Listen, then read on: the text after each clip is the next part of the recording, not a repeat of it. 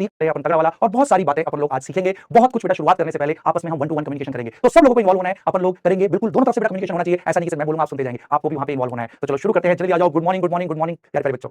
अब बहुत सारे बच्चे मुझे जानते भी होंगे और बहुत सारे बच्चे नहीं भी जानते होंगे, तो चलो मैं अपने बारे में थोड़ा सा आपको बता देता हूं। मेरा नाम है दीपक वशिष्ठ और बच्चे प्यार से मुझे बोलते हैं डीवी ब्रो। बच्चों का ही दिया हुआ नाम है डीवी ब्रो। और मैं बेटा पिछले 20 साल से बच्चों को केमिस्ट्री पढ़ा रहा हूं, बहुत सारे मेडिकल कॉलेजेस में, आईआईटीज में, बहुत सारे बच्चे, हजारों की संख्या में मतलब बच्चे हैं। और ऑब्वियस है बच्चे की अपनी मेहनत होती है, बट हमारा भी बेटा एक थोड़ा सा जो छोटा सा रोल होता है उसको ईमानदारी से पिछले 20 साल से निभा रहे हैं। और बहुत सारे बच्चों ने अपने सपने सच किए हैं अपनी मेहनत से और अपने मेरे साथ मिलकर। तो इसी सफर को हम लोग आगे बढ़ाएंगे। आज ये मेरा 20वां साल शुरू हो रहा है, 20वां सेशन जब मैं बेटा बच्चों को पढ़ा रहा हूं। और इस यकीन वन बैच में ये लगातार चौथा साल है कि मैं यकीन वन बैच में आप लोगों से जुड़ा हुआ हूं। तो जल्दी आ जाओ, बहुत बहुत मजा आने वाला है, बहुत ही एक्साइटिंग जर्नी के लिए अपने साथ जुड़ जाओ। शुरू करते हैं। Good morning, good morning, good morning मेरे प्यारे प्यारे बच्चों, क्या हाल चाल। तो भाई जुड़ चुके हैं 13.5 करोड़ बच्चे अपने साथ, तो शुरू किया जाए 13.5 करोड़ बच्चों के साथ अपना ये धांसू वाला सफर। अरे जो कर रहा हूं तो चलो भाई सब लोग आ चुके हैं। Good morning, good morning, good morning, बहुत बहुत बढ़िया। तो चलो अब भाई सबसे पहला क्वेश्चन तो ये उठता है, देखो कि हम आज शुरुआत करने जा रहे हैं। आज का दिन आपके लिए बहुत बहुत इंपॉर्टेंट है, आपकी लाइफ में, आपकी सफलता में बेटा आज के दिन का बहुत बड़ा रोल होने वाला है, क्योंकि आप एक जर्नी स्टार्ट करने जा रहे हो जो पूरे 1 साल चलेगी। तो पूरे 1 साल हम लोग साथ रहेंगे, हम लोग पढ़ेंगे, हंसेंगे, खेलेंगे और खूब पढ़ेंगे, खूब मेहनत करेंगे और अपना डॉक्टर बनने का जो भी हमारा सोच है, हमारा सपना है, उसको अपन लोग पूरा करने की पूरी जी जान से कोशिश करेंगे। ठीक है, तो भाई सब लोग आ चुके हैं। बच्चे कहने सर मेरा नाम ले लो, मेरा नाम ले लो, बेटा सबका नाम लिया जाएगा। जल्दी आ जाओ, शुरू करते हैं आज का धांसू वाला सेशन। तो भाई आज की जर्नी हम लोग शुरू करते हैं। आज आपका पहला दिन है और नीट 2027 आज से लगभग लगभग 1 साल बाद जब आपका एग्जाम होगा, तो उस एग्जाम की प्रिपरेशन के लिए हमें 1 साल अपना कुछ करना होगा। वो कैसे करना है, वो जर्नी कैसी होनी चाहिए, तो मैं अपने 20 साल के अनुभव को आपके साथ आज शेयर करूंगा। तो इनिशियली हम लोग कुछ हर्ट टू हर्ट, दिल दिल वाली बातें करेंगे बेटा आपस में, वो बहुत जरूरी है, क्योंकि पहला दिन ही डिसाइड करता है, आपकी शुरुआत डिसाइड करती है कि आपकी एंडिंग कितनी दमदार होने वाली है। तो चलो शुरू करते हैं। तो भाई आप लोगों ने एक सपना देखा है, एक सपना क्या देखा है, डॉक्टर बनने का। इन्वॉल्व होना बेटा, मेरी बातों को बहुत ध्यान ध्यान से सुनना, बहुत ही मजा आएगा। ठीक है, शुरुआत है 15 मिनट में आप लोगों को मैं कुछ गाइडेंस दूंगा बेटा, जो कि मेरे 20 साल की पढ़ाने का निचोड़ है, जो आपकी जर्नी में बहुत ज्यादा आप लोगों को हेल्प करने जा रहा है। तो भाई आप लोग डॉक्टर बनना चाहते हो, आपने डिसाइड किया कि मुझे डॉक्टर बनना है, बट ये सपना तो 25 लाख लोग देखते हैं। भारतवर्ष में 25 लाख बच्चे हर साल ये सोचते हैं कि मुझे डॉक्टर बनना है। बट आप लोग मुझे बताओ कितने बच्चों का सपना सच होता है, कितने बच्चों को गवर्नमेंट मेडिकल कॉलेजेस में सीट मिलती है? उन 25 लाख बच्चों में से आप लोगों ने बताना है, सिर्फ मैं नहीं बात करूंगा, अरे बहुत वे कम्युनिकेशन होगा, इधर चैट में फटाक से बता दो मुझे। 25 लाख बच्चे ये सपना देखते हैं हर साल कि मुझे डॉक्टर बनना है। 25 लाख बच्चे नीट का एग्जाम देते हैं बेटा, बट इनमें से कितने बच्चे अपने उस सपने को सच्चाई में कन्वर्ट कर पाते हैं? जल्दी से बताओ। तो यहाँ पे शुरू हो गया, बच्चों ने कोई लिख रहा है 6000, कोई लिख रहा है 12000, कोई लिख रहा है 40000। तो मुझे बताओ बेटा कितने बच्चे इस सपने को सच कर पाते हैं? तो भाई कोई कह रहा है 60000। Yes, approximately you are right मेरे बेटा, लगभग लगभग उन 25 लाख बच्चों में से 60000 के आसपास बच्चे ही गवर्नमेंट मेडिकल कॉलेजेस में बेटा जा पाते हैं। तो कितने बच्चों का नहीं होता सिलेक्शन? हमें दोनों वे, मैं तुम्हें धरातल पे रखूंगा, उड़ाऊंगा नहीं, मैं बिल्कुल रियल वाली बात करेंगे, प्रैक्टिकल बातें करेंगे, फिर उसको हमें कैसे जीतना है उस पर भी अपन बात करेंगे। पहले प्रॉब्लम को समझेंगे, उसके बाद अपन लोग सॉल्यूशन पे डिस्कस करेंगे। ठीक है, तो मैं गवर्नमेंट मेडिकल कॉलेज की बात कर रहा हूं, मैं टोटल की बात नहीं कर रहा हूं। प्राइवेट मेडिकल कॉलेज तो बेटा बहुत ज्यादा फीस होती है, ठीक है ना, उतनी फीस देके डॉक्टर बनने का मुझे नहीं लगता कि कोई वो है, तो अपन लोग उसकी बात करेंगे। यस, अप्रोक्सीमेटली 60000 के आसपास बच्चे डॉक्टर बनते हैं हर साल। ठीक है, तो आप मुझे ये सोच के बताओ कि वो 60000 बच्चे ही क्यों निकाल पाते हैं हर साल? ऑलमोस्ट 24 लाख बच्चों का, लगभग लगभग बात कर रहा हूं, 24 लाख बच्चों का जो सपना है डॉक्टर बनने का, ये पूरा नहीं हो पाता। तो हियर इज द प्रॉब्लम। अब इस प्रॉब्लम को आइडेंटिफाई करो कि वो 60000 बच्चे ही अपना जो सपना है, देखो तो सपना 25 लाख बच्चे हैं, 60000 बच्चे उस सपने को सच कर पाते हैं, अप्रोक्सीमेटली 24 लाख के आसपास बच्चों का सपना सच नहीं होता। तो आपको क्या लगता है प्रॉब्लम कहां पर है? ऐसा क्यों कि कुछ ही बच्चे कर पा रहे हैं, कुछ बच्चे नहीं कर पा रहे हैं? प्रॉब्लम कहां पर है? तो चलो अपन डिस्कस करते हैं। मैं अब आपको बताता हूं बेटा कहां पे प्रॉब्लम है। एक बहुत ही ज्वलंत क्वेश्चन है, बिल्कुल चलता हुआ सुलगता हुआ एक क्वेश्चन है, जिसको बेटा आप लोगों को रियलाइज करना होगा, फिर देखो आपको प्रॉब्लम समझ में आ जाएगी। सबसे पहला क्वेश्चन मेरे बेटा ये होता है कि हमने सबने सपना तो देख लिया कि डॉक्टर बनना है, भाई डॉक्टर बनना क्यों है? That is the burning question of today. Why do you want to become a doctor? इसी क्वेश्चन का क्योंकि जवाब क्लियर नहीं होता बच्चों के मन में, इस क्वेश्चन की क्लैरिटी नहीं होती, तो दैट्स व्हाई मेरे बच्चे, आपके बहुत सारे बच्चे, 24 लाख के आसपास बच्चे इस सपने को सच नहीं कर पाते। बनना क्यों है तेरे को डॉक्टर? ये बताए मुझे, आप लोग बताओ, आप लोग बताओ, बहुत कम्युनिकेशन होना चाहिए। Why do you want to become a doctor? Doctor तो बनना है, सोचना बड़ा आसान है। किसी ने सोच लिया मुझे आईएएस बनना है, किसी ने सोच लिया वो मुझे तो दुनिया का राजा बनना है, सोचना आसान है, बट क्यों बनना है? Why do you want to become a doctor? Come on, जवाब दो मुझे, जवाब दो। मैं तुम्हारी चैट देख रहा हूं। यस, कोई बच्चा कह रहा है कि सर सर मुझे देश की सेवा करनी है, कोई बच्चा कह रहा है सर मुझे सोसाइटी की सेवा करनी है, कोई कह रहा है मुझे मेहनत करनी है, बहुत बढ़िया बहुत बढ़िया, कोई कह रहा है पैशन है मेरा, कोई कह रहा है मां बाप का सपना पूरा करना है, बहुत बढ़िया, कोई कह रहा है सेवा करनी है मुझे समाज की। और कुछ खुराफाती बच्चे भी है कुछ खुराफाती बच्चे भी है जो कह रहे हैं सर पैसा चाहिए, पैसा, डॉक्टर बनके सब पैसा कमाएंगे तो ये भी गलत नहीं है, ये भी गलत नहीं है। तो देखो मेरे बेटा, what I am trying to say, आपको डॉक्टर बनना है, इसके पीछे मैं देख रहा हूं बहुत सारे हजारों बेटा जवाब यहां पे आ रहे हैं चैट सेक्शन में। किसी को फाइनेंस, कुछ किसी को फ्रीडम चाहिए, किसी को घर से बाहर निकलना है, किसी को आर्मी में जाना है, किसी को देश सेवा, समाज सेवा, किसी को मम्मी पापा का सपना पूरा करना है और किसी को पैसे कमाने हैं। तो बेटा मैं अब एक चीज आपको बता दूं, सबसे पहले अगर आपको इस क्वेश्चन का जवाब पता है, और मैं आपको बिल्कुल सीरियस नोट पे समझाता हूं, सही बात है, कुछ बच्चों के मन में होता है कि मुझे भाई समाज की सेवा करनी है, मैं डॉक्टर बनूंगा तो मैं गरीबों का बहुत कम पैसे में या ऑलमोस्ट फ्री में इलाज करूंगा। कुछ बच्चों का सपना होता है कि मुझे डॉक्टर बनना है समाज में, ताकि सोसाइटी में मेरे को इज्जत मिले, समाज में मेरे परिवार की इज्जत हो। किसी को डॉक्टर बनना होता है कि यस बेटा, हम में से बहुत सारे बच्चे मिडिल क्लास या कह लो लोअर मिडिल क्लास से आते हैं। बहुत सारे बच्चों का ये भी पर्पस होता है कि मुझे अपने परिवार को फाइनेंशियली स्टेबल बनाना है, मैं डॉक्टर बनूंगा तो डॉक्टर बनके मेरा परिवार फाइनेंशियली स्टेबल हो जाएगा। ये भी बेटा बहुत बड़ा एक मोटिव होता है, और काफी हद तक आप कुछ भी कर रहे हो तो बेटा ये एक बहुत बड़ा मोटिव है। तो ध्यान रखना, आपके डिफरेंट डिफरेंट मोटिव हो सकते हैं, बट वो मोटिव क्या चीज तुम्हें मोटिवेट करती है, उस चीज को आपको अपने दिल में रखना है। और जिस दिन पढ़ने का मन ना करे, उस दिन तुझे सोचना है कि मैंने क्यों ये सफर शुरू किया था, मैं डॉक्टर बनने का सपना क्यों देखा था, उसका कारण क्या था। तो बेटा देखो, चलो इसको वन बाय वन अपन लोग देख लेते हैं। सबसे पहला जो मुझे सबसे ज्यादा बच्चों का जवाब दिख रहा है वो होता है एक फाइनेंशियल स्टेबिलिटी। अपने मम्मी पापा को दुनिया के सारे सुख दूंगा जो कि पैसे से खरीदे जा सकते हैं, क्योंकि ये बात तो सही है बेटा, ये बहुत बहुत बहुत अच्छी सोच है तेरी, बिल्कुल ये अचीव होगा, क्योंकि ध्यान रखो इस दुनिया में सबसे ज्यादा मम्मी पापा, चलो एक चीज बताओ मुझे, सबसे ज्यादा प्यार कौन करता है? कम ऑन, आपको सबसे ज्यादा प्यार इस दुनिया में कौन करता है? देख एक नोटी बच्चा क्या कह रहा है, सर मेरे सामने वाली खिड़की में एक चांद सा टुकड़ा रहता है, चल बबलू कोई प्यार नहीं करता तुझे सामने वाली खिड़की से। तुझे सच्चा प्यार करते हैं तेरे मम्मी पापा। मम्मी पापा का प्यार जो है बेटा सच्चा प्यार है। तो अब तेरा क्या फर्ज बनता है? तेरा ये फर्ज बनता है कि दुनिया में उन्होंने जितने स्ट्रगल देखे हैं, अब जब तू बड़ा हो रहा है तो उनको जीवन में कोई भी कष्ट ना देखना पड़े, वो सारे सुख जो कि पैसे से खरीदे जा सकते हैं वो आप उनको प्रोवाइड करने की कोशिश करो। ये आपका बहुत बड़ा कर्तव्य है। तो yes, this is one of the biggest factor जो बहुत सारे बच्चों को ड्राइव करता है। कोई गलती नहीं है, कोई शर्म नहीं है इसमें, इसको एक्सेप्ट करने में। किसी को है कि भाई मुझे सोसाइटी की सेवा करनी है, मुझे सेवा करनी है समाज की, मुझे देश की सेवा करनी है। अगर आप इससे इंस्पायर हो रहे हो तो ये भी बहुत अच्छी चीज है। अगर आपको एक सोशल वर्क का बेटा मन में है तो ये भी बहुत अच्छी चीज है। किसी को ये है कि मुझे रेस्पेक्ट पानी है सोसाइटी में, मेरे परिवार की, पूरे गांव में, पूरे मोहल्ले में, पूरे शहर में, पूरी कॉलोनी में मेरे परिवार की इज्जत हो जाएगी कि उनका बच्चा डॉक्टर बन गया, तो बेटा ये भी एक इंस्पायरिंग फैक्टर हो सकता है। ये भी एक फैक्टर हो सकता है कि भाई मुझे मुझे अपने आप की सेल्फ इंपॉर्टेंस कि यस मैं लाइफ में कुछ अचीव, कई बच्चों के लिए ये भी होता है, उनको बेटा ये चाहिए होता है कि यस लोग मुझे बोले कि मैं दमदार हूं, मैं अच्छा हूं, मैं दुनिया में कुछ भी अचीव कर सकता हूं। तो ये भी एक बहुत यस ये भी इंस्पायरिंग फैक्टर है। तो ऐसे बहुत सारे इंस्पायरिंग फैक्टर हो सकते हैं। अपना चूज कर लो, अपना चूज करो जो जो तेरे को लग रहा है ना कि मुझे डॉक्टर बनना है, किस चीज के लिए बनना है, इसके लिए बनना है, very good, this must be the driving factor for you. इसके लिए बनना है, वेरी गुड, इसके लिए चूज कर अपना फैक्टर। आज ही चूज करेंगे, आज ही चूज करेंगे। क्योंकि होता क्या है, क्यों मैं चूज करवा रहा हूं तुझसे, होता क्या है, मास्टर जी कितना भी बोल रहे हैं यस डॉक्टर बनो, पढ़ाई करो, पढ़ाई करो, तो अभी जोश में है, आज पहला दिन है, भरपूर जोश में, आज पूरे भारतवर्ष में 25 लाख का 25 लाख बच्चा बहुत जोश में होगा कि यस मैं नीट खोलूंगा, मैं डॉक्टर बनूंगा। पर होगा क्या, इन सब मोटिवेशंस का असर 2 दिन 3 दिन 4 दिन रहता है, फिर बेटा अगले हफ्ते से वही ढाक के 3 पात क्या होगा कि आज तो जोश है, आज पढ़ लेंगे, कल जोश है, वो धीरे धीरे वो जोश ठंडा पड़ जाता है। तो मेरे बेटा डिफरेंस यही है उन 24 लाख बच्चों में और उन 60,000 बच्चों में। जो वो 60,000 बच्चे हैं वो बेटा इन मोटिवेशंस को लूज नहीं होने देते, वो भटकते नहीं है। और कोई डिफरेंस नहीं है, दिमाग उन सब में ऑलमोस्ट बराबर है बेटा, दिमाग का बहुत ज्यादा फर्क नहीं होता। होता क्या है कि वो 60,000 बच्चों के अंदर वो होता है ना फायर इन द बेली, जिगर में वो आग जलती रहती है, उनका मोटिवेटिंग फैक्टर बहुत स्ट्रांग होता है। और आप में से बहुत सारों का क्या होता है कि बस आज तो जोश है कल भूल गए। नहीं भाई, इनमें से जो आज डिसाइड कर ले क्यों तुझे डॉक्टर बनना है, जब बेटा मन करे काम चोरी का, जब मन करे ना पढ़ने का, उसी दिन उस मोटिवेटिंग फैक्टर को बेटा याद कर लियो और आप करने लग जाओगे। और अगर ना करे ना तब भी मन, तो इस फेस को याद करिए, इस फेस को जब भी मन करे आवारागर्दी करने का, पढ़ाई ना करने का, तो अपने डीवी ब्रो का फेस याद कर लियो, तो शायद टीचर के फेस से मेरे बेटा पढ़ने की थोड़ी सी तो इंस्पिरेशन मिलती है। एंड आई विल एंश्योर कि जब जब तू ना पढ़े मैं तेरे सपनों में भी आऊं, मैं रात में सपने में आके तेरे को डराऊं कि पढ़ ले, नहीं तो डीवी ब्रो आ जाएगा।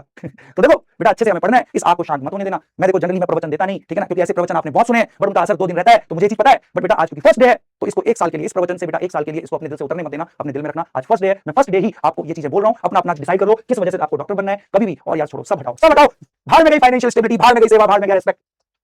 कभी पढ़ने का मन ना करे ना तो अपने मम्मी पापा का फेस याद कर लियो। अरे हटा टीचर को भी साइड, कभी पढ़ने का मन ना करे ना अपने मम्मी पापा का फेस याद कर लियो, क्योंकि वो आपको ये बैच दिला के ना यकीन वन वो तो मान के बैठे हैं दुनिया में, अभी पूरे गांव में, कॉलोनी में, शहर में जहां भी मिलते हैं बोलते हैं अरे मेरा बच्चा मेरी बच्ची तो डॉक्टर बन रही है, वो मान के बैठे हैं कि तो डॉक्टर बनेगा, वो मान के बैठे हैं डॉक्टर बनेगा।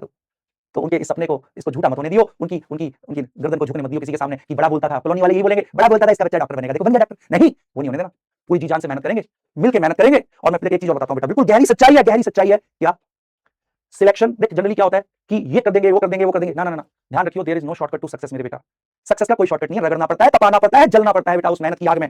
तो 1 साल मिलकर मेहनत करेंगे, जब जब तेरा मन नहीं लगेगा पढ़ाई में, तेरा डीवी ब्रो खड़ा है ऑलवेज, इतने इंटरेस्टिंग वे में अपन पढ़ाई करेंगे कि बिना पढ़ाई की नींद नहीं आएगी। तो this is what we gonna do. मैं अकेला नहीं कर पाऊंगा, 90% मेहनत तेरी लगेगी बेटा, 10% जो रोल चाहिए supporting role, I am supporting actor, you are the main actor.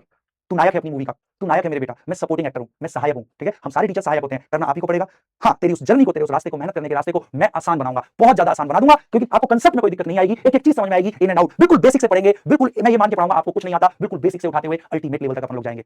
तो आई थिंक मेरे बेटा सारे बच्चे बिल्कुल तैयार हो चुके हैं। आई थिंक आज के बाद कभी मन में काम चोरी अगर आए तो बेटा मैंने 2-3 चीजें बताई है, मम्मी पापा का फेस याद रख लियो, मास्टर जी का फेस याद रख लियो, नहीं तो मैं सपने में आके बेटा डरा दूंगा, ठीक है ना। हाँ, क्योंकि मास्टर जी दोनों तरीके से डील करेगा।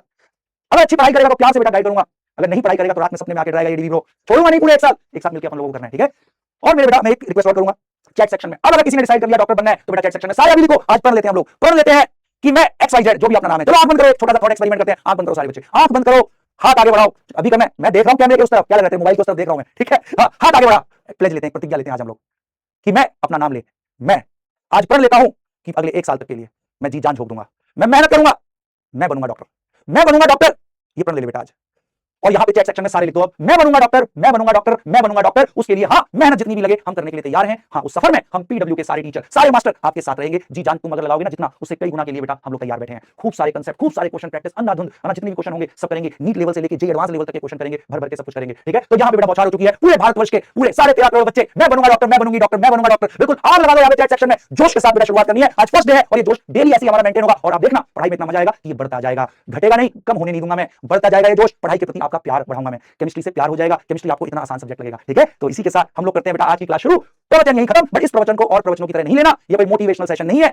तेरे जीवन की ये कटु सच्चाई है जिसमें मेहनत का बहुत कठिन रास्ता है बेटा, आसान नहीं है, कठिन इस सेंस में तेरे को झोंकना पड़ेगा। शॉर्टकट नहीं होता सक्सेस का, बिना मेहनत के सफलता नहीं मिलती। तो सफलता के लिए अपन लोग मिलकर करने जा रहे हैं, मिलकर करेंगे। प्रण ले लिया हम लोगों ने, यस बिल्कुल फायर हो चुकी है, फायर इन द बेली मेरे बच्चों ने, बहुत बढ़िया। अरे वाह जोशीले बच्चे मेरे, मजा आ गया मेरे बेटा देख के। चलो इसी जोश के साथ शुरू करते हैं आज का सेशन, मजा आने वाला है। बिल्कुल बेसिक से कराऊंगा, ये मानते हुए कि आपको कुछ नहीं आता, बिल्कुल एबीसीडी से स्टार्ट करेंगे, अल्टीमेट लेवल तक जाएंगे। और मैं एश्योर कर रहा हूं आपको, चाहे नीट लेवल का क्वेश्चन हो, चाहे जेईई मेंस लेवल का क्वेश्चन हो, चाहे जेईई एडवांस लेवल का क्वेश्चन हो, जब चैप्टर खत्म होगा तो सारे पीवाईक्यू जेईई एडवांस लेवल तक के, ओलंपियाड लेवल के, इंटरनेशनल ओलंपियाड सारे क्वेश्चन करेगा मेरे बेटा, मैं कराऊंगा तुझे, हो जाएगा, डोंट वरी, सब कुछ सीखेंगे, ठीक है, मिलके फोड़ेंगे अपन लोग, बहुत बढ़िया। तो चलो अब शुरू करते हैं, सब लोग दिल थाम के बैठना, बहुत बहुत मजा आने वाला है। तो बस आगे बढ़ने से पहले 2 मिनट और लूंगा। अगर हमें इस रास्ते पे चलना है, मुझे मेरी आपसे बस कुछ एक्सपेक्टेशन है बेटा, छोटी।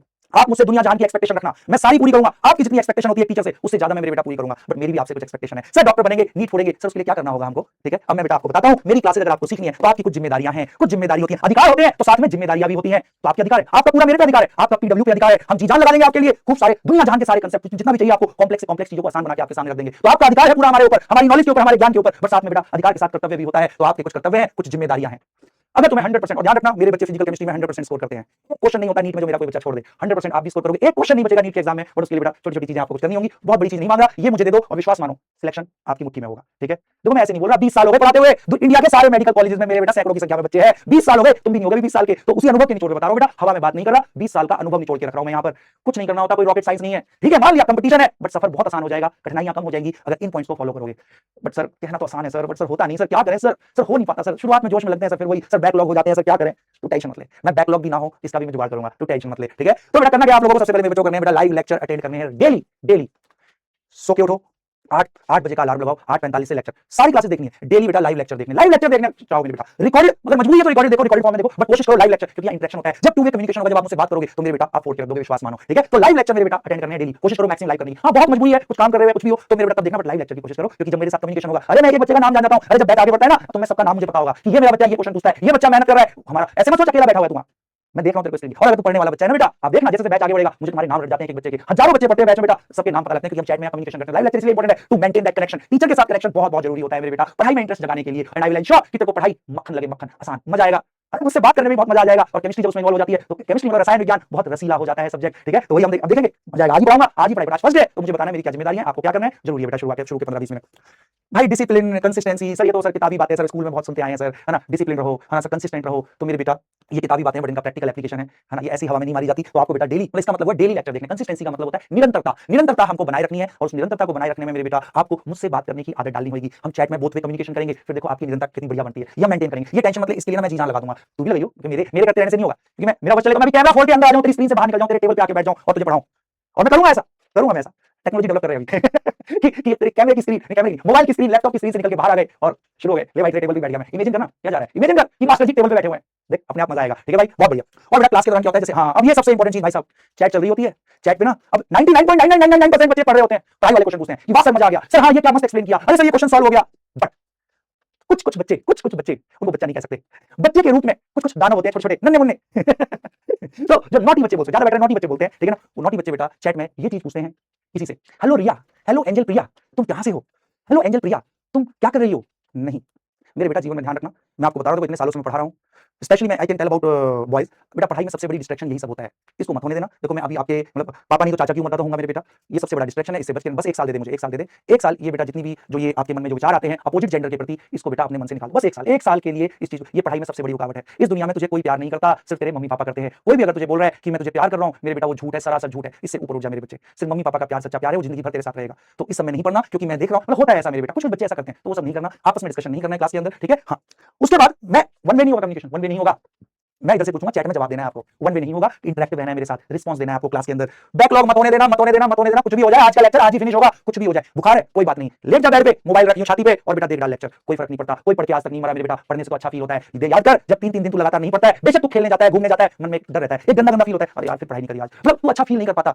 बट जिस दिन पूरे 8 घंटे 10 घंटे पढ़ के उठता है, सोच कितना अंदर से अच्छा लगता है। मैं जब छोटा बच्चा था मुझे पता है, जिस दिन मैं 12 घंटे 10 घंटे पढ़ के उठता था, इतना अच्छा लगता था, वाह मजा आ गया आज, वाह मजा आ गया आज। तो बेटा समझ गया मेरे बच्चे, बैकलॉग नहीं होने देना है हमें। बैकलॉग सबसे बड़ी प्रॉब्लम है, क्योंकि आज की जो क्लास मिस कर दी तो अगली क्लास तो आज ही क्लास पे डिपेंडेंट होगी ना, फिर अगली क्लास भी यूजलेस हो जाएगी आपके लिए, तो वो हमको नहीं होने देना है मेरे बेटा, ठीक है ना। और हाँ, आपको क्लासेस के बाद मिलेंगे डीपीपी जरूर सॉल्व करें, डेली प्रैक्टिस प्रॉब्लम शीट बेटा। इससे क्या होगा, आपकी न्यूमेरिकल सॉल्विंग अप्रोच डेवलप होती है, वो हम क्लास में भी खूब सारी प्रैक्टिस करेंगे, बट जब तक आप खुद से नहीं करोगे न्यूमेरिकल, ब्रेन में ना कुछ न्यूरोनल कनेक्शन होते हैं मेरे बेटा, न्यूरॉन्स के, हाँ, जो न्यूमेरिकल सॉल्विंग को डेवलप करते हैं, और वो प्रैक्टिस से जुड़ते हैं वो कनेक्शन। जितनी ज्यादा प्रैक्टिस करोगे ना न्यूमेरिकल्स की, ब्रेन में वो कनेक्शन, आप सोचते हो ना, जैसे कुछ दोस्त होते हैं आप देखते होगे कि वो क्वेश्चन देखा सीधा वो सॉल्व कर देता है, और आप सोचते रह जाते हो यार क्या करना है इसमें। तो सारा फर्क प्रैक्टिस का है मेरे बेटा। आपका मेरा दिमाग एक जैसा, विश्वास मानो, ऐसा नहीं कि मैं बहुत इंटेलिजेंट, आप नहीं हो इंटेलिजेंट, अरे आप और मेरे में ब्रेन सेम है।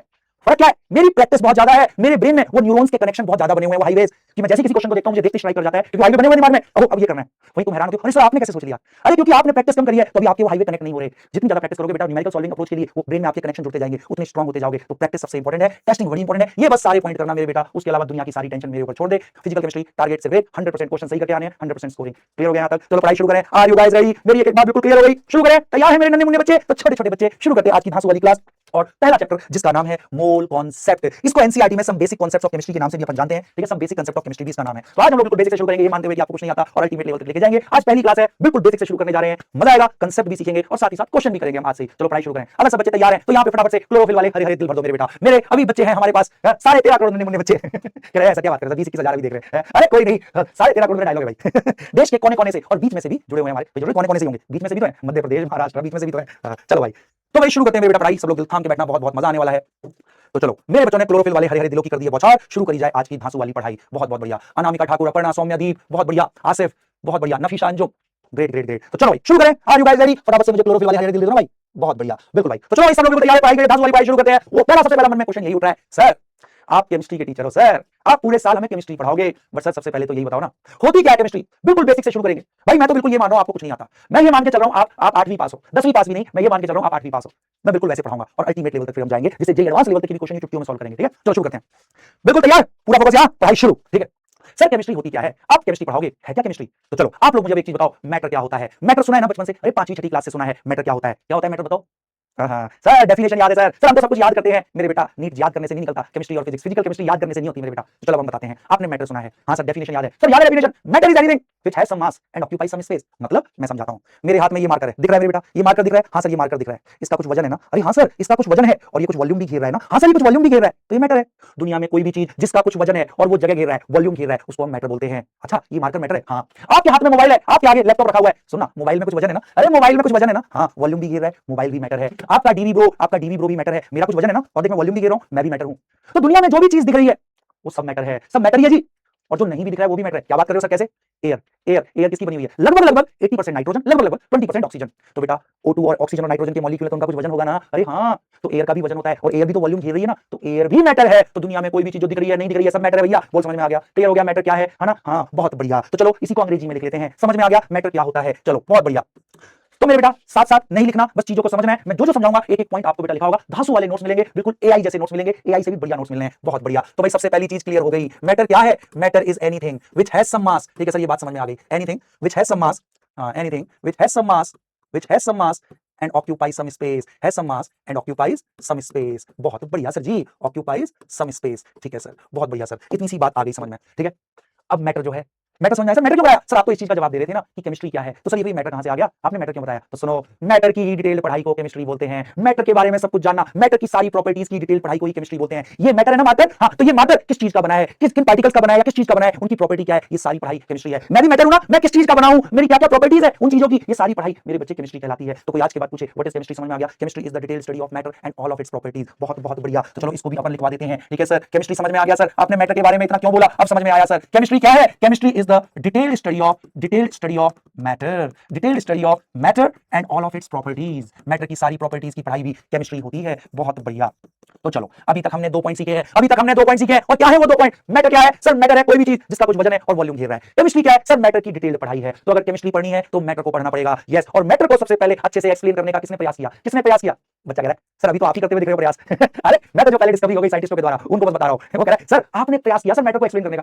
अरे पहले और लोगों ने किया था, मैं तो बस उसको रिपीट कर रहा हूं, ठीक है। बहुत बहुत बढ़िया। अब सब लोग दिल थाम के बैठना, ठीक है। तो भाई बेटा केमिस्ट्री किसकी पढ़ाई है? मैटर की। अगर केमिस्ट्री को पढ़ना है तो मैटर के बारे में समझना पड़ेगा, और मैटर को सबसे पहले लॉजिकली एक्सप्लेन करने का प्रयास किया डाल्टन नाम के साइंटिस्ट ने। हाँ बेटा, जॉन डाल्टन। डाल्टन नाम के साइंटिस्ट ने मैटर को लॉजिकली एक्सप्लेन करने की कोशिश करी। किसके जरिए? अपनी एक थ्योरी, और उस थ्योरी को बोलते हैं Dalton's atomic theory. Okay sir ji, तो Dalton try to explain matter, उसने मैटर को समझने की कोशिश करी। तो बेटा try to explain matter logically, ठीक है ना? हाँ, इसने सबसे पहले बहुत अच्छे से मैटर को एक्सप्लेन किया। पूरी दुनिया में इसकी वाहवाही हो गई। शुरुआत में लोगों ने बोला वाह डाल्टन, आपने मैटर के बारे में कितनी अच्छी चीजें बताई, दुनिया इसकी फैन हो गई।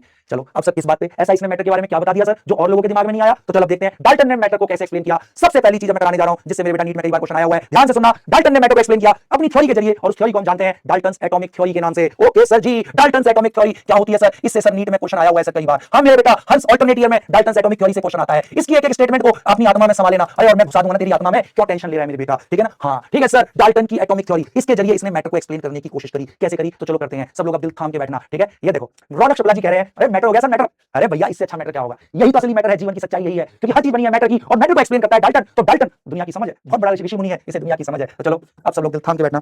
डाल्टन एटॉमिक थ्योरी क्या कहती है मैटर के बारे में, करें शुरू? ठीक है सर। तो डाल्टन ने बोला, लोग भाई बड़े परेशान थे, ये दुनिया में हर चीज किस चीज की बनी है भाई, ये मैटर क्या है, किस चीज की बनी है? तो इसने बोला कि जो भी मैटर होता है ना दुनिया में, जो भी आप देख रहे हो या नहीं भी देख रहे हो, इसने बोला कोई भी जो मैटर है वो बहुत ही छोटे छोटे छोटे छोटे पार्टिकल्स का बना हुआ है, और उन पार्टिकल्स को इसने नाम दिया एटम। इसने बोला दुनिया में हर चीज छोटे छोटे पार्टिकल्स की बनी है, और उन पार्टिकल्स को इसने नाम दिया atom. According to Dalton, Dalton के अनुसार ये मार्कर भी बहुत छोटे छोटे छोटे पार्टिकल्स का बना हुआ है, उनको नाम दिया एटम। अकॉर्डिंग टू डाल्टन, मैं भी छोटे छोटे छोटे पार्टिकल एटम्स का बना हूं। डाल्टन के अनुसार आप भी छोटे छोटे पार्टिकल एटम्स के बने हो हैं। तो इसने बोला दुनिया में हर चीज एटम की बनी हुई है। हाँ, तो लोगों ने पूछा ठीक है यार, ये एटम हमें दिखते तो नहीं, तो कितने छोटे हैं पार्टिकल, कितने छोटे हैं पार्टिकल? इसने बोला अरे इतने छोटे हैं। अब समझना, डाल्टन ने बोला ये इतने छोटे होते हैं एटम कि एक एटम तो छोड़ो, मैं 10 लाख एटम भी अगर एक साथ चिपका के रख दूं तब भी अपनी आंख से नहीं देख सकते। समझ? मैं आपकी भाषा में समझा रहा हूं, फिर जो टेक्निकल भाषा है, किताबी भाषा भी मैं लिखाऊंगा, बट मैं आपकी, ताकि आपको एटम का आइडिया हो जाए। डाल्टन ने क्या बोला, मेरे साथ समराइज करो। डाल्टन ने बोला दुनिया में हर चीज एटम की बनी हुई है, बहुत छोटे छोटे पार्टिकल होते हैं। लोगों ने बोला कितने छोटे? इसने बोला अरे इतने छोटे कि एक एटम तो क्या, मैं 10 लाख एटम भी अगर चिपका के रख दूंगा तब भी आप अपनी आंख से नहीं देख सकते, इतने छोटे होते हैं एटम। मतलब कि एटम से छोटा दुनिया में कुछ नहीं होता। तो बेटा अभी तक मैंने 2 पॉइंट डिस्कस कर लिए, इसके दोनों पॉइंट देखकर मैं लिखवा देता हूं, दिल थाम के बैठियो। पहला पॉइंट डाल्टन ने क्या बोला, जो भी मैटर है ना वो बहुत छोटे छोटे पार्टिकल एटम से बना हुआ है। दूसरा पॉइंट, कितना छोटा होता है एटम? इसने बोला एटम इतना छोटा होता है कि उससे दुनिया में और कुछ छोटा हो ही नहीं सकता। एटम्स आर इनडिविजिबल, एटम को और छोटे हिस्सों में तोड़ा नहीं जा सकता। एटम मैटर की सबसे छोटी स्मॉलेस्ट फंडामेंटल यूनिट है। ये किसने बोला? ये डाल्टन ने बोला। दोनों पॉइंट लिखवा देता हूं अंग्रेजी में। तो Dalton propose that matter consists of very very small particle. Matter consist of, दुनिया में हर चीज छोटे छोटे एटम्स की बनी हुई है। Matter consist of very very small particles, very small particles called atoms. Okay sir, very small particles called atoms. Okay, तो लोगों ने बोला अच्छा हर चीज एटम की बनी हुई है। हाँ, इसने बोला और छोटे छोटे पार्टिकल है तो कितने छोटे हैं? इसने बोला इतने छोटे हैं कि एटम से छोटा कुछ इस दुनिया में हो ही नहीं सकता। डाल्टन ने बोला हाँ, atoms are so small, atoms are so small that, देख रहे हैं लोग क्या क्या क्वेश्चन पूछते हैं। हाँ, इसने बोला छोटे पार्टिकल्स का बना हुआ है। इन्होंने पूछा कितने छोटे? इसने बोला इतने छोटे कि और छोटे हिस्सों में नहीं तोड़ सकते। Atoms are so small that they can not be further subdivided, मतलब और छोटे हिस्सों में नहीं तोड़ सकते। Can not be further subdivided. इसी को अंग्रेजी में लिखने का दूसरा तरीका है कि एटम्स आर इनडिविजिबल, मतलब एटम्स को और छोटे हिस्सों में नहीं तोड़ सकते हम। एटम्स आर इनडिविजिबल, और डिवाइड नहीं कर सकते हम छोटे हिस्सों में। ठीक है सर, यहां तक क्लियर हो गया? यहां तक क्लियर हो गया तो फटाक से मुझे अंगूठे दे दो। ये देखो, ये बच्चा है नफू मिर्जा करके, नफू मिर्जा कह रहा है ये तो एआई लग रहा है सर। हाँ मैं एआई हूं, एआई हूं मैं एआई हूं। लोग क्या लिख रहे हैं? सब तो एआई लग रहे हैं। पगलू, चलो बहुत बढ़िया। तो मेरे बेटा इतनी चीज क्लियर हो गई कि atoms are so small that they can not be further subdivided. But बाद में इस पॉइंट की धज्जियां उड़ गई थी जब इलेक्ट्रॉन, प्रोटॉन, न्यूट्रॉन की डिस्कवरी हुई। बट हाँ, डाल्टन के समय तक हमें इतना ही पता था। पूरी दुनिया इसी की, इतना बोलने पे ही इसकी जय जयकार करने लगी थी। हाँ, बाद में इसकी धज्जियां उड़ गई थी, क्योंकि हमें बाद में पता लगा एटम दुनिया की सबसे छोटी चीज नहीं है। एटम में और छोटे छोटे इलेक्ट्रॉन, प्रोटॉन, न्यूट्रॉन होते हैं। वो बाद में धज्जियां उड़ी, बट उस समय तक डाल्टन की जय जयकार हुई इतना बोलने मात्र पर। बहुत बहुत बढ़िया। अब सब लोग दिल थाम के बैठेंगे, ठीक है सर? हाँ, तीसरा पॉइंट लोगों ने बोला ठीक है भाई हर चीज एटम की बनी है, एटम बहुत छोटा है, दुनिया में उससे छोटा कुछ नहीं हो सकता, मान ली बात। तो बोला तो एटम को ऐसा नहीं हम पीस के खत्म कर दें, या एटम में आग लगा दें तो एटम उड़ जाए, मतलब गायब हो जाए एटम, मतलब एटम को डिस्ट्रॉय कर सकते हैं क्या? इसने बोला ना ना ना ना, आत्मा अजरम है। नैनम छिन्दन्ति शस्त्राणि नैनम दहति पावका न चैनम क्लेद्यं तापो न शोषयति मारुता। Atom is indivisible, atom indestructible, atom can neither be created nor destroyed. ब्रह्मांड में जो भगवान जी ने एटम बना दिया वो आदि अनादि काल तक रहेगा। Atom is indestructible, atom can neither be created nor destroyed. ओहो, atom can neither be created nor destroyed, can neither be created nor destroyed. Atom को खत्म नहीं किया जा सकता। ओके, वही वाली बात हो गई। तो आत्मा अजर अमर है, एटम अजर अमर है। हाँ, बट बाद में इसकी भी धज्जियां उड़ गई हैं। हाँ बेटा, एटम बम में पता है ना क्या होता है? एटम बम में मास एनर्जी में कन्वर्ट होता है। आइंस्टाइन की तुमने ये इक्वेशन देखी होगी, इक्वल एमसी स्क्वायर। हाँ, मास एनर्जी इक्विवेलेंट होता है, मास को एनर्जी में कन्वर्ट किया जाता है। ये बहुत बाद में आया। हाँ, तो एटम को हम एनर्जी में कन्वर्ट, एटम मास है उसको एनर्जी में कन्वर्ट करके एटम खत्म होकर एनर्जी में कन्वर्ट होता है। ये बाद में पता लगा, तो ये भी इसका बाद में ड्रॉबैक आया। ओके, शुरुआत में नहीं, शुरू में तो इतना बोलने पर पूरी दुनिया जिंदाबाद डाल्टन जिंदाबाद करने लगी, अज्ञान थे तब लोग। बट हाँ, हिस्ट्री जैसे जैसे एटम की डेवलप हुई मैं वैसे वैसे बता रहा हूँ। बट हाँ, ये सब ड्रॉबैक भी पता होने चाहिए। क्वेश्चन आ सकता है कि ये वाला पॉइंट कब फेल हुआ? जब इलेक्ट्रॉन, प्रोटॉन, न्यूट्रॉन की डिस्कवरी हुई। ये वाला पॉइंट कब फेल हुआ? जब पता लगा कि मास जो एटम है वो जो मास एनर्जी में कन्वर्ट हो सकता है एटम। ओके, बहुत बहुत बढ़िया, आ गया ना समझ में? हाँ सर जी, आगे बात समझ में। फिर अगला, फिर लोगों ने एक बहुत लॉजिकल क्वेश्चन पूछा। बेटा इसको तो बहुत ध्यान से, पूरा फोकस मेरी बातों पे कर दे मेरे बेटा, इस पॉइंट को तो बहुत बहुत ध्यान से सुनना है। अब लोगों ने बोला, बहुत लॉजिकल पॉइंट बोला। अब सब लोग सुनते जाना, क्या लॉजिकल पॉइंट बोला लोगों ने? यार डाल्टन सुनो बहुत ध्यान से, मजा आने वाला है, मजा, पूरा फोकस यहाँ। लोगों ने बोला डाल्टन आप कह रहे हो कि ये मार्कर भी एटम का बना है। हाँ डाल्टन आप कह रहे हो ये दीपक वशिष्ठ भी डीवी ब्रो भी एटम का बना है। तो लोगों ने बोला जब ये भी सेम चीज का बना है एटम का, ये भी सेम चीज का बना है एटम का, तो ये दिखने में दोनों एक जैसे क्यों नहीं है? ये काला काला इतना ठोस है ना, बिल्कुल हार्ड, और ये पीला पीला और सॉफ्ट क्यों है? भाई डाल्टन जब ये भी एटम का बना है, ये भी एटम का बना है, तो एक जैसा क्यों नहीं दिखा? तो डाल्टन ने बोला अरे पगलू, डाल्टन ने बोला कि अरे ये भी एटम का बना है, बात सही है, ये भी एटम का बना है, बात सही है, बट बोला इसमें जो एटम है वो अलग प्रकार के हैं, इसमें जो एटम है वो अलग प्रकार के हैं, मतलब different different element consist of different types of atom. जैसे गोल्ड कैसा लगता है? पीला पीला चमकीला, कोयला कार्बन, कार्बन कैसा लगता है? काला काला डल। तो अकॉर्डिंग टू डाल्टन गोल्ड भी एटम का बना है, कार्बन भी, कोयला भी एटम का बना है, बट डाल्टन के अनुसार गोल्ड के एटम अलग प्रकार के हैं गोल्ड में, और कार्बन में कोयले में जो एटम है वो अलग प्रकार के हैं। बोलो आगे बात समझ में? आगे बात समझ में? बहुत बहुत बढ़िया। तो डिफरेंट एलिमेंट्स, तो इसलिए दुनिया में हर चीज अलग अलग दिखती है, हर एलिमेंट अलग अलग दिखता है, चांदी अलग दिखता है, सिल्वर सफेद सफेद चमकीला, गोल्ड दिखता है पीला पीला, क्योंकि गोल्ड के एटम अलग प्रकार के एटम है, चांदी में अलग प्रकार के एटम है। अलग अलग कैसे होते हैं? साइज का डिफरेंस, कि एटम गोल्ड के अलग साइज के हैं, चांदी के अलग साइज के एटम है। ओके, उनके वेट का फर्क, गोल्ड के एटम का वजन अलग है, चांदी के एटम्स का वजन अलग है, कोई छोटे एटम है किसी में बड़े एटम, तो ये डिफरेंस होता है। तो डिफरेंट एलिमेंट्स, बोलो ये पॉइंट क्लियर हो गया? Different elements consist of different types of atom, different elements consist of different types of atom. अब समझ में आ गया अलग अलग एलिमेंट अलग अलग क्यों दिखते हैं, जबकि बना हर चीज एटम का ही है। बहुत बहुत बढ़िया। अब सब लोग अगला पॉइंट बहुत ध्यान से देखना, ठीक है ना? हाँ चलो, अब बहुत ध्यान से देखना, ठीक है? सब लोग, अब एक बच्चा कह रहा है सर थोड़ी सी स्पीड बढ़ा दो। अरे मेरे बेटा स्पीड तो इतनी भयानक हो जाएगी ना, मतलब तू भी याद रखेगा, बट मेरे बच्चे, कुछ बच्चे ऐसे हैं जिनको बिल्कुल नहीं होता, तो मैं बिल्कुल ये मान के करा रहा हूं, टेंशन मत ले, अभी ऐसी ऐसी चीजें करेंगे जो जिंदगी में सुनी नहीं होंगी कभी आपने, बट मुझे पढ़ाने देना, मुझे बिल्कुल बेसिक से उठाने दे। मैं हर पॉइंट बता रहा हूं, और उस पॉइंट का तोड़ क्या है, कहां पे ये फिर बाद में वैलिड क्यों नहीं रहा, वो भी मैं बता रहा हूं। अगला पॉइंट, अब अगला पॉइंट ये होता है कि जो एक पर्टिकुलर एलिमेंट है, जैसे गोल्ड, अब ध्यान से सुनिए, गोल्ड, गोल्ड ऊपर से भी देख पीला पीला, उसको बीच में से काट दे तो बेटा अंदर से भी गोल्ड लगेगा पीला पीला, और गोल्ड को फिर से काट दे तो हर जगह से गोल्ड एक जैसा लगेगा पीला पीला। क्यों? क्योंकि गोल्ड में हर जगह अंदर बाहर ऊपर नीचे गोल्ड में सारे एटम एक जैसे हैं, तो गोल्ड को तू कहीं से भी देख वो एक ही जैसा दिखेगा। कहने का तात्पर्य एक पर्टिकुलर जो एलिमेंट होता है उसमें सारे एटम एक ही जैसे होते हैं। ओके, जैसे सिल्वर है, सिल्वर कैसा लगता है? सिल्वर लगता है सफेद सफेद चमकीला, तो उसको कहीं से भी काट ले, कहीं से भी देख सिल्वर एक जैसा ही दिखेगा। क्यों? क्योंकि सिल्वर में सारे एटम एक ही जैसे हैं, मतलब एक पर्टिकुलर एलिमेंट में सारे एटम एक जैसे होते हैं। बोलो आगे बात समझ में? हाँ सर, अ पर्टिकुलर एलिमेंट, बहुत बढ़िया, a particular element consist of same types of atom, consist of same types of atoms. ठीक है सर, आगे इतनी सी बात समझ में? बोलो क्लियर हो गया मेरे बेटा जी को? बहुत बहुत बढ़िया। अब लोगों ने बोला, सब लोग अब ध्यान से देखना, ठीक है सर, डिफरेंट डिफरेंट एलिमेंट में डिफरेंट डिफरेंट टाइप के एटम होते हैं, एक पर्टिकुलर एलिमेंट में सारे एटम एक ही जैसे होते हैं। तो लोगों ने बोला तो सर क्या ये डिफरेंट डिफरेंट एलिमेंट के डिफरेंट डिफरेंट एटम आपस में चिपकते नहीं है क्या, आपस में कंबाइन नहीं करते क्या?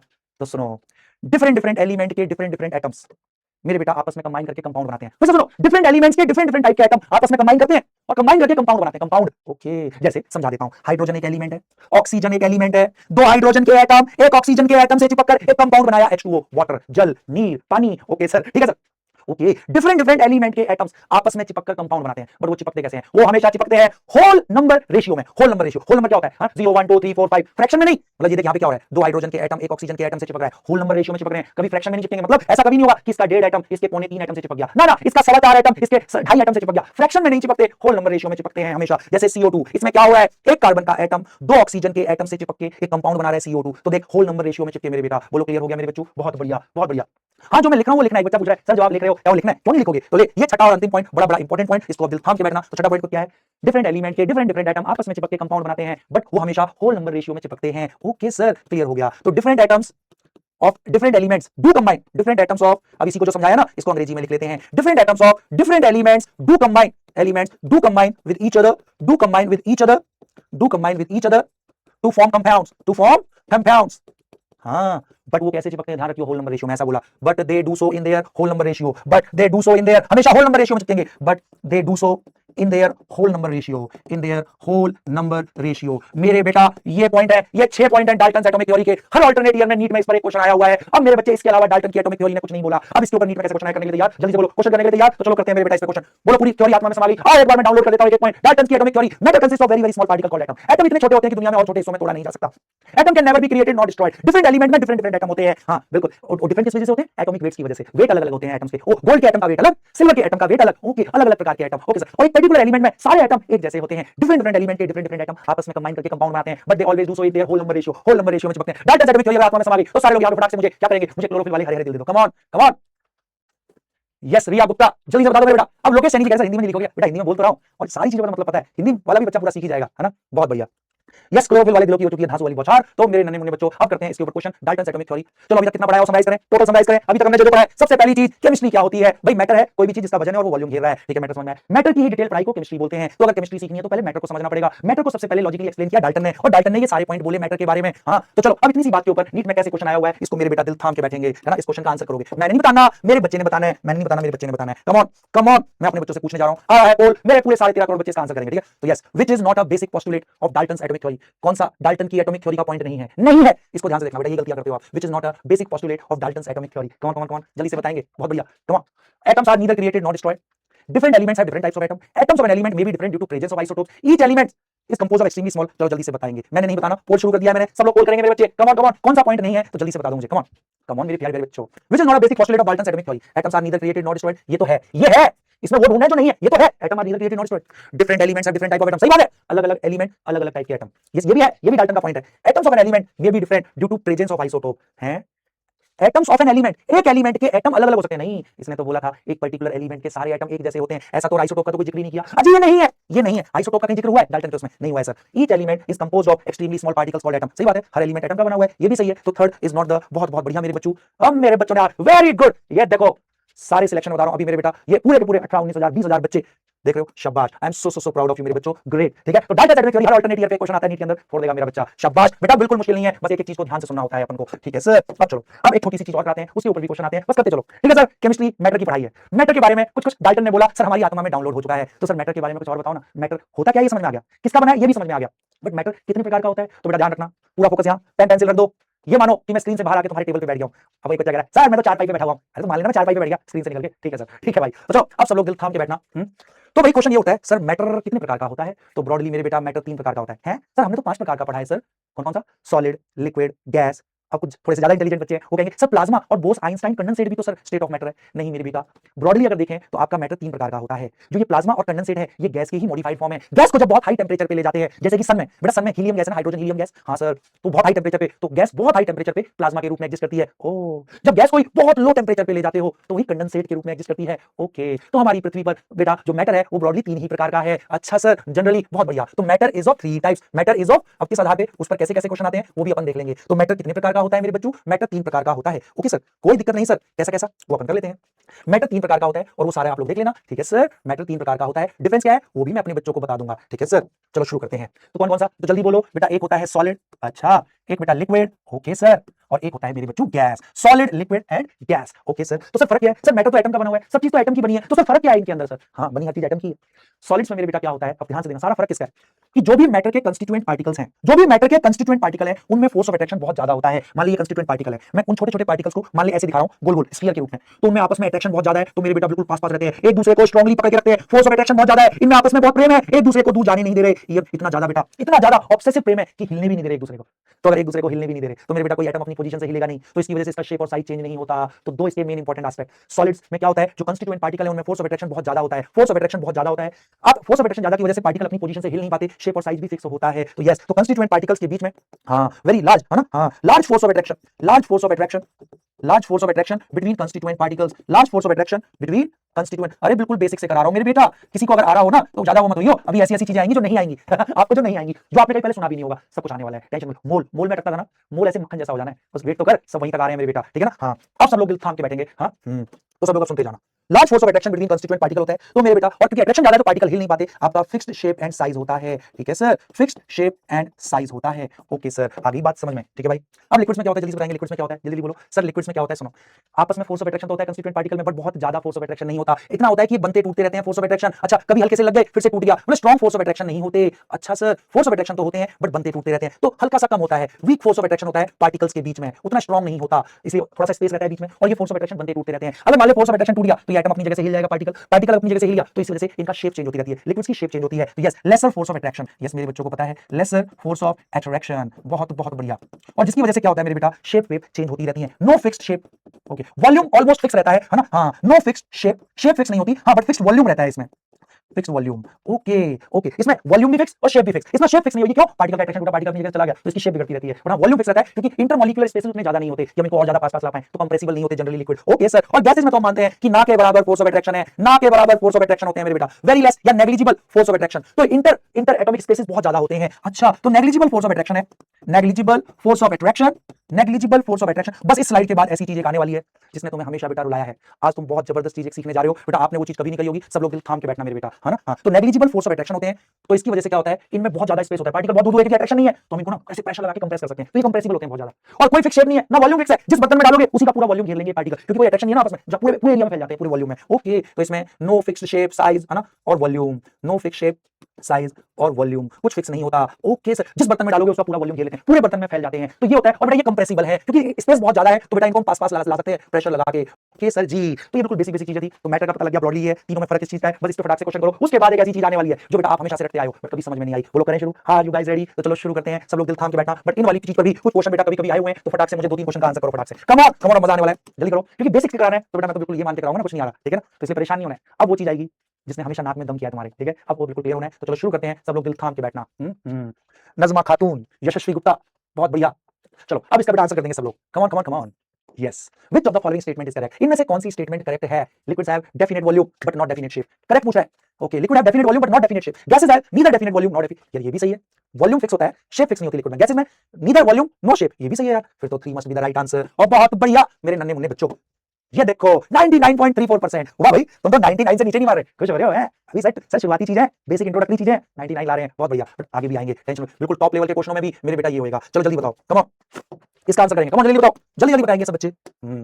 The gases are highly compressible because gases are highly compressible। देख मेरी क्लास की एक स्टेटमेंट से तेरे ये रीजन वाले क्वेश्चन हो जाते हैं। मैंने बताया था, याद कर अभी, कि गैसेस कंप्रेसिबल क्यों है? क्योंकि अट्रैक्शन है नहीं, पार्टिकल दूर दूर है, तो बीच में स्पेस बहुत ज्यादा है, तो हम प्रेशर लगा के उनको और पास पास ला सकते हैं। देख मेरी एक स्टेटमेंट से आंसर बन के आ जाता है मेरे बेटा, इसलिए क्लास में समझना जरूरी है। Gases are highly compressible because molecules move randomly. Okay, molecule force of attraction is very weak, molecular force of attraction separation between molecule is very large, separating force is strong. Come on come on come on, और जल्दी से बता दो compressible क्यों है? मैंने बताया था क्लास में मेरे बेटा, कंप्रेसिबल क्यों है, मैंने आपको बताया था क्लास के अंदर, मैंने बताया था ना। कंप्रेसिबल का मतलब क्या है? पार्टिकल गैस के दूर दूर है। ओ तो यस, पार्टिकल्स के बीच में स्पेस बहुत ज्यादा है, तो मैं अगर दबाऊं सोच, तो मेरे बेटा ये पास पास आ सकते हैं ना। अरे हाँ सर, सर यस, इसीलिए सर, इसीलिए कंप्रेस कंप्रेस कर दिया, कंप्रेस दबा दिया, तो यस इसलिए कंप्रेसिबल होते हैं, क्योंकि पार्टिकल्स के बीच में स्पेस बहुत ज्यादा है, separation between molecule is very large, इस वजह से कंप्रेसिबल होते हैं। सॉलिड को नहीं कंप्रेस कर सकते ना अपन, क्योंकि सॉलिड में तो ऑलरेडी पार्टिकल्स के बीच में स्पेस ही नहीं है, तो कहां दबाएगा? तो इनको नहीं दबा सकता ना। अगर दूर दूर है पार्टिकल, अब तू कंप्रेस करके इनको दबा सकता है मेरे बेटा, तो इसका ये रीजन है। Okay sir, 3 must be the right answer. सच्ची बोलो, ये देखो कर गए ना गलतू, अरे कर गए ना गलतू, तो कंप्रेसिबल मैंने रीजन दिया था, मैंने रीजन दिया था, मैंने बोला ना पार्टिकल दूर दूर है, प्रेशर लगाएंगे तो पास पास आ जाएंगे, तो कंप्रेस हो गए ना। हाँ बहुत बहुत बढ़िया। अब सब लोग दिल थाम के बैठना, अगला क्वेश्चन करेंगे मेरे बेटा, मैंने नहीं करना, मेरे बच्चे ने करना है। हाँ कम ऑन, अब सब लोग जल्दी से बताएंगे, मैंने नहीं। Which of the following statements about a compound is incorrect? कौन सी स्टेटमेंट कंपाउंड के बारे में? कंपाउंड मैंने बताया ना क्या होता है, जब दो एलिमेंट्स के डिफरेंट डिफरेंट एटम कंबाइन करते हैं तो कंपाउंड बनाते हैं, बताया ना। अरे डाल्टन एटॉमिक थ्योरी में बताया ना। हाँ सर जी सही कह रहे हो सर। तो चलो कह रहा है इनकरेक्ट पूछ रहा है मेरे बेटा, इनकरेक्ट। अरे बहुत मजेदार है सब कुछ, पढ़ाई तो बड़ी पढ़ाई बड़ी मजेदार, केमिस्ट्री बड़ी मजेदार है। तो चलो अब सब लोग दिल थाम के बैठेंगे, क्या है इसका आंसर सब लोग बताएंगे। क्वेश्चन क्या कह रहा है? Which of the following statement about a compound is incorrect? कौन सा इनकरेक्ट है? A molecule of a compound has atoms of different element. ओ चलो अब आपने बताना है, सोच लिया होगा, तुक्का नहीं मारना। इनकरेक्ट पूछ रहा है, इनकरेक्ट गलत कौन सा है? A molecule of a compound, compound has atoms of different element, सही बात है, बताया था ना अभी, डिफरेंट एलिमेंट्स के एटम कंबाइन करके कंपाउंड बनाते हैं। और H2O कहलाएगा है ना, H2O is a molecule of compound water, water is a compound, उसका मॉलिक्यूल है H2O। अच्छा यस, कंपाउंड कैसे बनता है? जब दो डिफरेंट एलिमेंट के एटम्स कंबाइन करते हैं तो कंपाउंड बनता है, ये बिल्कुल सही है। A compound can not be separated into its constituent elements by physical methods of separation. Okay, physical method like evaporation. मान ले क्या H2O को तुम अलग अलग उनमें कम कर सकते हो एलिमेंट्स में, H2 और O2 में, क्या ऐसे कर सकते हो? हाइड्रोजन ऑक्सीजन, फिजिकल मेथड क्या हो गए? Like crushing, boiling. ओके आपने इसको बॉइल किया मेरे बेटा, H2O लिक्विड होता है, अगर आपने बॉइल किया फिजिकल मतलब H2O गैस बन जाएगा, बॉइल करने से H2O2 में कन्वर्ट नहीं होता, तो ये भी सही है। A compound can not be separated into constituent, ऐसा होता है कि पानी बॉइल करता है तो हाइड्रोजन अलग निकल गई, गैस ऑक्सीजन अलग निकल गई, नहीं ना, नहीं होता ना ऐसा, तो वही तो यही कह रहा है, a compound can not be separated into its constituent element by physical methods. हां अलग अलग एलिमेंट में नहीं तोड़ सकते, बस H2O लिक्विड H2O गैस बन जाता है, मॉलिक्यूल तो इंटैक्ट रहता है ना। हां बिल्कुल, तो ये भी सही है, इसने इनकरेक्ट पूछा है। A compound retains the physical property of its constituent element. हो मेरे बेटा, इसका कहने का मतलब कोई भी कंपाउंड है तो मान ले H2O है, तो उसकी जो प्रॉपर्टी है, तो उसके जो कंस्टिट्यूएंट एलिमेंट है हाइड्रोजन और ऑक्सीजन, इनकी प्रॉपर्टी को ये रिटेन करेगा, मतलब इनकी प्रॉपर्टी भी होंगी इसमें। नहीं मेरे बेटा, दो एलिमेंट कंबाइन करके जब कोई कंपाउंड बनाते हैं तो इस कंपाउंड की बिल्कुल अलग प्रॉपर्टीज हो सकती हैं हाइड्रोजन और ऑक्सीजन से। ओके तो ये गलत लग रहा है मेरे को। The ratio of atoms of different element in a compound is fixed, बिल्कुल सही है बात। जैसे H2O है बेटा, H2O में डिफरेंट एलिमेंट के जो एटम है उनका रेशियो जो है वो फिक्स है, H2O में हमेशा 2:1 का रेशियो रहेगा। यस ये भी सही है, तो ये तीन तो बिल्कुल सही थे, तो 100% तीसरा ही इनकरेक्ट होगा ना। अरे वाह सर जी, इनकरेक्ट पूछा है, बहुत बढ़िया, वो बहुत बढ़िया। बोलो लॉजिकल था, बोलो आया समझ में, आ गया मेरे बेटा जी को समझ में। देखो मैंने हर पॉइंट का एक्सप्लेनेशन दे दिया, that is more important. Answer निकालना इंपॉर्टेंट नहीं होता, हर चीज के पीछे का बेटा रीजन जानो। देखना कभी रटना नहीं मेरे बच्चे, as far as chemistry is concern कुछ नहीं रटने की जरूरत है, हर चीज के पीछे का रीजन जानो, हर स्टेटमेंट कहना क्या चाह रही है वो जानना जरूरी है। और मैं कुछ रटने नहीं दूंगा तेरे को, मैं एक एक चीज का एक्सप्लेनेशन दूंगा, हर चीज क्यों ऐसा बोला गया, कहां से आई ये चीज, क्या मतलब है इस चीज का, ये सब हम लोग करने जा रहे हैं। और ध्यान रखना, आप सबसे बड़ी प्रॉब्लम क्या होती है आपके साथ केमिस्ट्री में, किसी भी उसमें क्वेश्चन आते हैं, आप क्वेश्चन देख के न्यूमेरिकल देख के ये सोचने लग जाते हैं कौन सा फॉर्मूला लगेगा। मेरे बेटा फॉर्मूला याद करने की जरूरत ही नहीं होती, अगर आपको हर चीज का एक्सप्लेनेशन पता है, एक एक बेसिक पता है, तो बिना फॉर्मूले के भी सारे आंसर निकलते हैं। और जैसे आप आगे बढ़ोगे मेरे साथ तो आप ये देखोगे, ठीक है, कुछ रटने की जरूरत नहीं, सब कुछ बिल्कुल एक्सप्लेनेशन से अपन लोग कर सकते हैं, बहुत बढ़िया। ठीक है, तो चलो अब सब लोग दिल थाम के बैठना, अब आने वाला है बहुत ही जबरदस्त वाला मजा। अच्छा सर ऐसा क्या करेंगे सर अब बस सुनते जाना। सुनो सुनो सुनो मेरे प्यारे प्यारे बच्चों, करें शुरू? Are you guys ready? बिल्कुल सर हम रेडी हैं, चलो भाई शुरू करते हैं। तो मुझे केमिस्ट्री पढ़नी है, बस अगला आधा घंटा आपके जीवन का सबसे शानदार आधा घंटा होने वाला है। जो चीज आज तक रटते आए थे, कभी समझ में नहीं आई थी, आज आपकी आत्मा में डाउनलोड हो जाएंगी। मुझे अपना आधा घंटा दे दे मेरे बेटा, मैं आपकी आत्मा में बिल्कुल मोल डाउनलोड कर दूंगा। मोल को लेकर आप बड़े परेशान होते थे, आज के बाद बिल्कुल डरने की जरूरत नहीं है। एक एक चीज आपको बिल्कुल परफेक्टली आ जाएगी समझ में। तो शुरू करें, पक्का? बहुत बढ़िया। चलो अब सब लोग बहुत ध्यान से देखेंगे मेरे बेटा।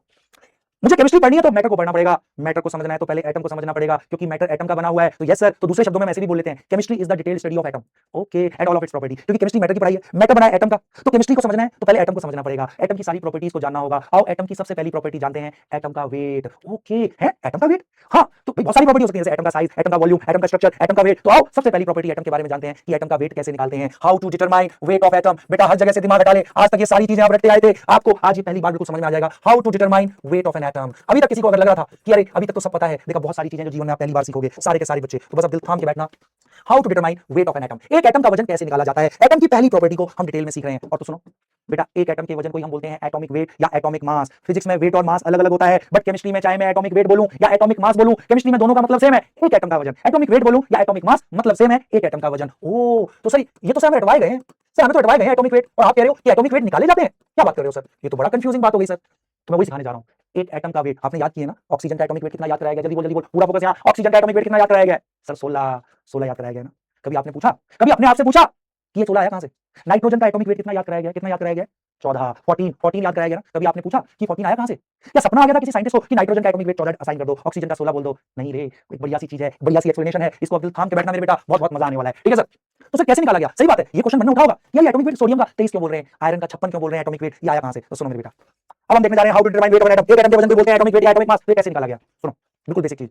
मैंने आपको बोला कि दीपक वशिष्ठ का वेट निकालो है, मेरा वेट निकालना था, तो मेरा वेट कैसे निकाला गया? एक मैं साइंस का बेसिक प्रिंसिपल बता रहा हूं। दुनिया में कोई भी चीज नापनी होती है ना बेटा, दुनिया में कोई भी चीज हमें मेजर करनी है, कोई भी चीज नापनी है, तो हम सबसे पहले एक स्टैंडर्ड मानते हैं। मतलब दुनिया के सारे साइंटिस्ट मिल बैठते हैं और उन्होंने मेरा वजन नापने के लिए एक स्टैंडर्ड डिसाइड करते हैं मिलके।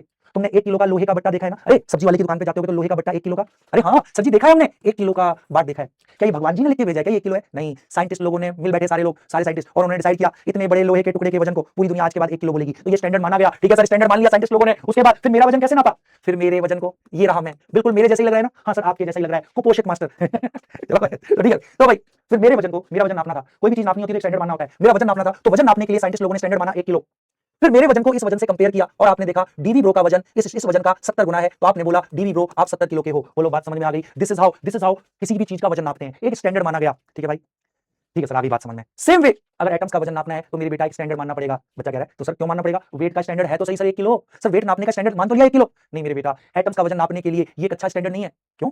एक एटम इतना छोटा होता है कि हम उसे अपनी आंख से भी नहीं देख सकते। अगर मैं इसको स्टैंडर्ड मानूंगा तो आपको एक एटम का वजन नापने के लिए उस एक एटम के वजन को इस वजन से कंपेयर करना पड़ेगा। अरे एक एटम तो हम देख भी नहीं सकते, क्या एक एटम के वजन को इतने बड़े वजन से कंपेयर कर पाओगे? नहीं ना। हाँ, तो यही कारण है एटम का वजन नापने के लिए ये किलोग्राम एक अच्छा स्टैंडर्ड नहीं है। तो एटम का वजन नापने के लिए स्टैंडर्ड कैसा होना चाहिए? बड़ा वजन या बहुत छोटा वजन? एटम के ही वजन के मुकाबले का, जल्दी बताओ, आप बताओ एटम का वजन नापने का स्टैंडर्ड कैसा होना चाहिए? बहुत छोटा वजन जो एटम के ही वजन के कंपेरेबल हो, या बहुत बड़ा वजन? अरे बहुत छोटा वजन चाहिए, बहुत बढ़िया। तो दुनिया के साथ तो एटम्स का वजन नापने के लिए अच्छा स्टैंडर्ड नहीं है।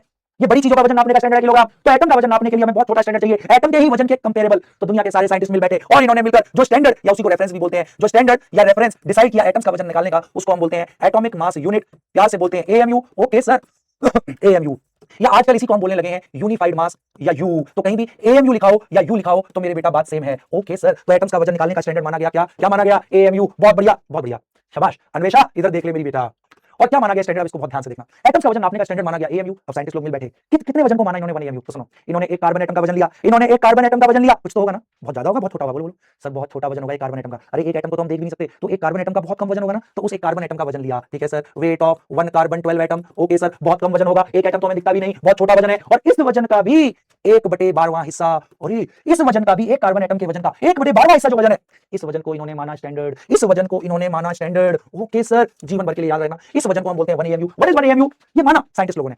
अब तेरे मन में क्वेश्चन उठ रहा है, तो आज के बाद पूछे व्हाट इज 1 एएमयू? सर एक कार्बन 12 एटम के वजन का 1/12वां हिस्सा 1 एएमयू है, और ये एटम्स का वजन निकालने का स्टैंडर्ड है। आपके मन में क्वेश्चन उठ रहा है, सर कार्बन ही क्यों लिया, ऑक्सीजन क्यों नहीं लिया? सर कार्बन ही क्यों लिया, हाइड्रोजन क्यों नहीं ले लिया? तो इसके भी रीजन है बेटा बहुत सारे, ये अभी आगे बढ़ेंगे तो बताऊंगा कि कार्बन ही क्यों स्टैंडर्ड इन्होंने माना। ओके सर, यहां तक क्लियर हुआ? ठीक है सर, स्टैंडर्ड मान लिया। अब सर कैसे निकाला गया एटम्स का वजन? तो सुन, एटम्स का वजन एक्सपेरिमेंटली निकला मेरे बेटा। एक मशीन होती है मास स्पेक्ट्रोमीटर। ओके, तो मास स्पेक्ट्रोमीटर, जब आप मेडिकल कॉलेज में जाओगे वहां लेबोरेटरी में आपको ये मशीन दिखेगी। एटम्स का वजन तुम ऐसे कैलकुलेट करके नहीं निकाल सकते मैथमेटिकली, ये मेरे बेटा प्योर एक्सपेरिमेंटली साइंटिस्ट लोगों ने निकाला। तो कैसे निकाला? अब सब लोग दिल थाम के बैठना, कैसे निकाला? आपने मेरा वजन कैसे नापा था? सुनो सर, आपके वजन को स्टैंडर्ड के वजन से कंपेयर किया था। सर आपके वजन को स्टैंडर्ड के वजन से कंपेयर किया था, बिल्कुल सेम वे किसी भी एटम का अगर वजन निकालना है, एटॉमिक वेट, तो उस एटम के वजन को स्टैंडर्ड के वजन से कंपेयर करो। मतलब करके दिखाता हूं। मान लो मुझे ऑक्सीजन का एटॉमिक वेट निकालना है, ऑक्सीजन के एक एटम का वजन निकालना है, एटॉमिक वेट ऑफ ऑक्सीजन। तो कैसे निकालूंगा? कैसे निकालूंगा? ऑक्सीजन के एक एटम के वजन को, wait of one oxygen atom को स्टैंडर्ड के वजन से कंपेयर करूंगा।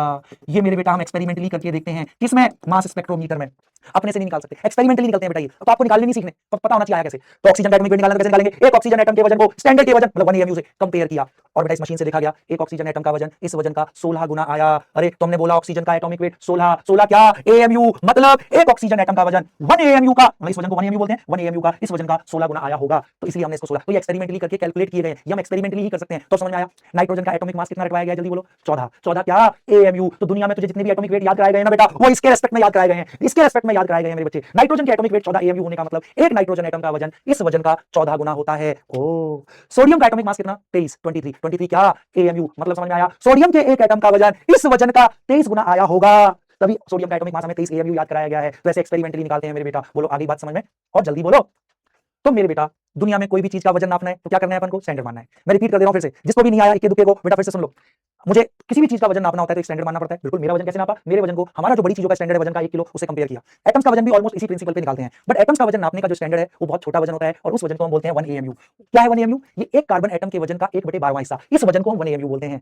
किसी भी एटम का अगर वजन नापना है तो क्या करेंगे? उस एटम के, उस एक एटम के वजन को स्टैंडर्ड के वजन से कंपेयर करते हैं। ये एक्सपेरिमेंटली करा जाता है, ये तुम अपने से नहीं निकाल सकते, ये एक्सपेरिमेंटली करके आया मास स्पेक्ट्रोमीटर के थ्रू। बस आपको याद रखना है, बड़ी पता होना चाहिए मतलब क्या है। तो ऑक्सीजन का एटॉमिक मास 16 AMU बोलने का मतलब ऑक्सीजन के एक एटम का वजन इस वजन का 16 गुना आया होगा, तभी हमें 16 AMU रखवाया गया। मैग्नीशियम का एटॉमिक मास 24 क्या AMU, एटॉमिक वेट की यूनिट AMU। मैग्नीशियम का एटॉमिक मास 24 AMU, मतलब मैग्नीशियम के एक एटम का वजन, मैग्नीशियम का 24 होता है ना, मैग्नीशियम के एक एटम का वजन इस वजन का 24 गुना आया होगा एक्सपेरिमेंटली, तभी हमें 24 याद कराया गया। बोल आगे बात समझ में, और झूठ ना बोलो नन्हे मुन्नो। अगर समझ में आ गई सारे बच्चे मुझे आग लगा के दिखा देंगे। कम ऑन कम ऑन। इसके ऊपर फिर एक क्वेश्चन कराता हूं धांसू वाला मेरे बेटा, वो आया हुआ है जेईई में आया हुआ क्वेश्चन है, हां तो उसको अपन करते हैं। तो ध्यान रखना नीट का लेवल कैसा भी आ जाए, हम नीट के भी क्वेश्चन करेंगे, हम जेईई के भी क्वेश्चन करेंगे। बोल समझ में आया? चल फटाक से मुझे एक चीज और बता दे, एटॉमिक वेट ऑफ नाइट्रोजन अगर निकालना है तो कैसे निकालेंगे? जल्दी बोलना। Atomic weight of nitrogen, sir nitrogen के एक एटम के वजन को, नाइट्रोजन के एक एटम के वजन को स्टैंडर्ड के वजन से कंपेयर करेंगे। एटम्स का वजन निकालने का स्टैंडर्ड ये है। ओके, और हमें याद, मैंने बताया ना नाइट्रोजन का एटॉमिक मास कितना याद कराया गया? 14। तो इसका मतलब नाइट्रोजन के एक एटम का वजन इस स्टैंडर्ड के वजन का 14 गुना आया होगा, तो इसका वजन इस वजन का 14 गुना आया होगा। अब समझ में आ गया सर एटॉमिक मास का मतलब क्या होता है, कैसे कैलकुलेट करेंगे? तो ये रिलेटिव एटॉमिक मास है मेरे बेटा, ये एब्सोल्यूट मास नहीं है। जो एटॉमिक वेट तुम्हें याद कराए गए हैं वो रिलेटिव है ना, इसके रिलेशन में सारे, समझ आया? ओके, तो आयरन का एटॉमिक वेट 56 AMU का मतलब आयरन के एक एटम का वजन इस वजन का, क्योंकि जो भी एटॉमिक मास याद कराया गया इसके रेस्पेक्ट में याद कराया गया आपको। तो आयरन का एटॉमिक मास 56 AMU होता है, मतलब आयरन के एक एटम का वजन इस वजन का 56 गुना आया होगा एक्सपेरिमेंटली, तभी हमें ऐसा याद कराया गया। बहुत बढ़िया मेरे बेटा, मजा आ गया, शाबाश। अब हम लोग आगे बढ़ते हैं। इसके ऊपर मेरे बेटा जी मैंने क्वेश्चन आया हुआ है, सब लोग करके बताएंगे। बहुत ही शानदार मेरे बच्चों, बहुत बहुत मजा आने वाला है, सुनो है ना। हाँ बहुत बढ़िया, शाबाश। सादिया एजाज जी कह रही हैं sir when will we read NCERT. मेरी बेटा एनसीईआरटी और एनसीईआरटी से भी ज्यादा निचोड़ मेरी बच्ची मैं क्लास में दे दूंगा, ठीक है ना, उसकी आप चिंता नहीं करना है, ठीक है। हाँ एनसीईआरटी में एप्लीकेशन नहीं, हमें तो एप्लीकेशन भी सीखना होता है, फिजिकल केमिस्ट्री में न्यूमेरिकल भी आते हैं, 4 न्यूमेरिकल एप्लीकेशन अपन सारा करने जा रहे हैं, ठीक है भाई। अब इसके ऊपर क्वेश्चन आया, सब लोग दिल थाम के बैठना। इस क्वेश्चन को जो बच्चा करेगा मेरा प्यारा बच्चा कहलाएगा। मैंने बोला हाँ, if 1/18 into weight of 1 carbon 12 atom, ठीक है, is taken as standard। Come on जल्दी से बताएंगे, मैंने नहीं बताना, मेरे बच्चे ने बताना। if 1/18 into weight of 1 carbon atom is taken as standard instead of normally क्या होता है स्टैंडर्ड? सर ये होता है, हाँ सर ये होता है सर स्टैंडर्ड। हाँ इसके बजाय अगर इसको स्टैंडर्ड माने तो कह रहा है then relative atomic mass of magnesium would be, magnesium का एटॉमिक मास कितना होगा? Relative atomic mass, A option जल्दी से बताना। 24 ही रहेगा। अरे वैसे आपको कितना याद कराया गया मैग्नीशियम का एटॉमिक मास? 24 क्या AMU? यस सर, बहुत बढ़िया। 24 B 48, अच्छा सर जी। हाँ चलो इसको ऐसे कर लो, इसको बी को ले लो 36, सी 48 और डी नन। कम ऑन मेरे बेटा, इसको करके बताएंगे मेरे बच्चे। कम ऑन इसका आंसर करें मेरे सारे बच्चे। कम ऑन, ये क्वेश्चन मेरे बेटा जी में ऐसा क्वेश्चन आया हुआ है ना, कांसेप्ट सेम है, लैंग्वेज माइट बी डिफरेंट, बिल्कुल। चलो जल्दी से करेंगे भाई। नॉर्मली आपको जो भी एटॉमिक मास याद कराए गए हैं वो 1/12 into weight of 1 carbon 12 atom के रेस्पेक्ट में है, बट इसने कहा इसको स्टैंडर्ड ना मान के अगर 1/18 into weight of 1 carbon atom को स्टैंडर्ड मानूं तो relative atomic mass of magnesium क्या होगा? कम ऑन जल्दी से बता दो। अब मेरे बच्चों ने सॉल्व कर लिया होगा, सब लोग अब दिल थाम के बैठना। कम ऑन, अब मेरे बच्चे मैं कराता हूं, दिल थाम के बैठना, मजा आ जाएगा। अगर मैं आपको ये कांसेप्ट नहीं बताता कि एटॉमिक मास निकाले कैसे गए हैं तो आप इस क्वेश्चन को सॉल्व नहीं कर पाते मेरे बेटा, क्योंकि आपको तो एक ही चीज याद कराई गई थी कि मैग्नीशियम का एटॉमिक मास 24। आप आंख बंद करके 24 करके आ जाते, क्योंकि आपको तो यही पता था, पर हमें पता है कि आते कैसे एटॉमिक मास, ये रिलेट करके आए हैं, और हमें जो याद कराया गया है वो तो हमेशा इसके रेस्पेक्ट में याद कराए गए हैं सारे एटॉमिक मास। हाँ अब सुनो, अब ये कह रहा है इसकी जगह अगर स्टैंडर्ड इसको मान लें तो मैग्नीशियम का नया रिलेटिव एटॉमिक मास कितना हो जाएगा? तो घबरा मत, मैग्नीशियम का एटॉमिक मास कैसे निकालते हैं? पूरा फोकस यहां, कैसे निकालते हैं सर? एक मैग्नीशियम एटम के वजन को, वेट ऑफ 1 मैग्नीशियम एटम के वजन को स्टैंडर्ड के वजन से कंपेयर करेंगे। नॉर्मली स्टैंडर्ड ये होता है, बिल्कुल सर बिल्कुल, और हमें जो भी याद कराए गए हैं वो इसी के रेस्पेक्ट में याद कराए गए हैं। तो मैग्नीशियम का एटॉमिक मास हमें याद कराया गया 24, 24 मतलब एक मैग्नीशियम एटम का वजन हमें जो भी याद कराया गया इसके रेस्पेक्ट में, एक मैग्नीशियम एटम का वजन इस वजन के मुकाबले 24 गुना आता होगा। अरे हाँ, तो ये वजन इसके कंपैरेटिवली 24 गुना है, तो 24 आ गया, ये हमें पता है, ये हमें पता है। बड़े पूछ कर रहा है कि स्टैंडर्ड ये ना मान के अगर ये स्टैंडर्ड मानूं तो एटॉमिक मास कितना होगा। अगर मेरे बेटा स्टैंडर्ड ये है तो मैग्नीशियम का एटॉमिक मास कैसे निकालेंगे? मैग्नीशियम के एक एटम के वजन को अब इस नए स्टैंडर्ड से कंपेयर करेंगे। अरे हाँ, तो मैग्नीशियम का नया एटॉमिक मास, तो एक मैग्नीशियम एटम के वजन को अब मेरे बच्चे स्टैंडर्ड अगर ये है तो बेटा इससे कंपेयर करना पड़ेगा। हाँ, बहुत बढ़िया। अब इसके मुकाबले ये कितने गुना है ये हमको नहीं पता, यही तो निकालना है कि जब स्टैंडर्ड अगर ये है तो इसके मुकाबले मैग्नीशियम के एक एटम का वजन कितने गुना है हमें नहीं पता। मान लिया x गुना है तो x is the atomic mass of magnesium. अगर स्टैंडर्ड ये है तो आगे बात सही बात है भाई, हमें जो याद कराए गए हैं वो तो 1/12 के रेस्पेक्ट में, तो हमें मैग्नीशियम का याद कराया गया 24, मतलब एक मैग्नीशियम एटम का वजन इस वजन का 24 गुना होता होगा, तो लिख दिया।